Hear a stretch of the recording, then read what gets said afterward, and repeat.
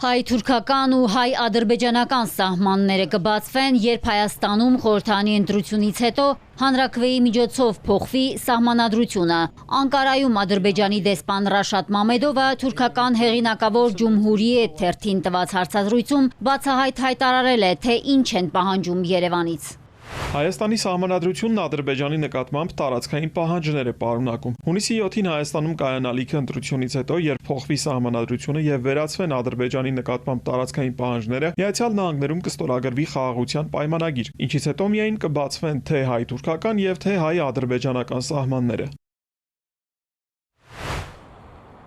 Թուրքիայում Ադրբեջանի դեսպանը հերքել է այն պնդումը, թե Բաքուն վետո է դրել հայ-թուրքական սահմանը բացելու գործընթացի վրա։ Նրա խոսքով Ադրբեջանն ու Թուրքիան վարում են փոխհամաձայնեցված քաղաքականություն։ Հայաստան-Թուրքիա ու Հայաստան-Ադրբեջան հարաբերությունների կարգավորման գործընթացներն ընթանում են զուգահեռաբար։ Մենք այժմ փոքր քայլերով առաջ ենք շարժվում, մասնավորապես Ադրբեջանն արդեն առևտրային կապեր է հաստատել Երևանի հետ։ Բաքուն հիմա դերակատար է Հայաստանի էներգետիկ անվտանգության ապահովման հարցում։ Մենք նավթ ու վառելիք ենք մատակարարում, ապահովում ենք նաև Ղազախստանից ու Ռուսաստանից ցորենի եւ այլ արտադրանքի տեղափոխումը Հայաստան։ Մենք ասել ենք նրանց, եթե խաղաղություն լինի, ձեր անվտանգությունն ապահովված կլինի։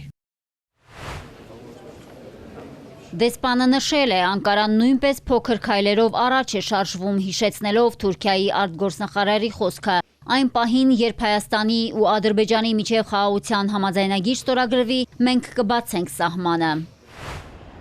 Ընտրություններին ընդառաջ Հայաստանի հասցեին կրկին սպառնալիքներ ու սուր հայտարարություններ են հնչել Բաքվից։ 44-օրյա պատերազմում իրեն հաղթող հռչակած Ադրբեջանի բռնապետը ոչ մի կերպ չի խաղաղվում, շարունակելով անջատողական ու ագրեսոր անվանել հայ ժողովրդին։ Բաքվում կայացած համաշխարհային քաղաքային զարգացման 13-րդ ֆորումի բացման արարողությանը Իլհամ Ալիևը խոսել է Ադրբեջանի, այսպես ասած, դարավոր պատմության, ճարտարապետության, ադրբեջանական հնագույն քաղաքների, Ադրբեջանի հանճարեղ նախնիների մասին։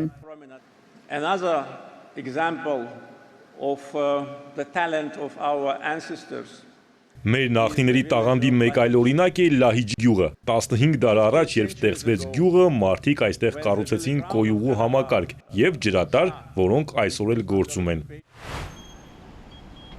Հազարամյակների հայկական Արցախն օկուպացրած, էթնիկ զտում իրականացրած Բաքվի բռնապետը խոսում է ադրբեջանական հնագույն պատմական ժառանգության մասին։ Հայկական եկեղեցիների, հուշարձանների ու հայի հետքը վերացրած Ալիևը ցինիկաբար հպարտանում է մշակութային ու պատմական ժառանգության նկատմամբ իրենց հարգալից վերաբերմունքով։ One of the main tasks for Մեր կառավարության այսօրվա գլխավոր նպատակներից է Ղարաբաղի եւ Արևելյան Զանգեզուրի վերակառուցումը։ Այն 30 տարի եղել է Հայաստանի օկուպացիայի տակ։ Ալիևը պարծենում է, թե Արցախում եւ Արևելյան Զանգեզուրում 5 տարում արդեն կառուցել է 70 կիլոմետր թունել, եւս 5 թունել կառուցման փուլում է։ 120,000 արցախցու իր հազարամյա բնորանից բռնի տեղահանած Ալիևը խոսում է մեծ վերադարձի ծրագրի մասին։ Ըստ Ալիևի, այժմ Արցախում ավելի քան 85,000 ադրբեջանցի է բնակվում։ Մարիկ Օստանյան, Էպիկենտրոն։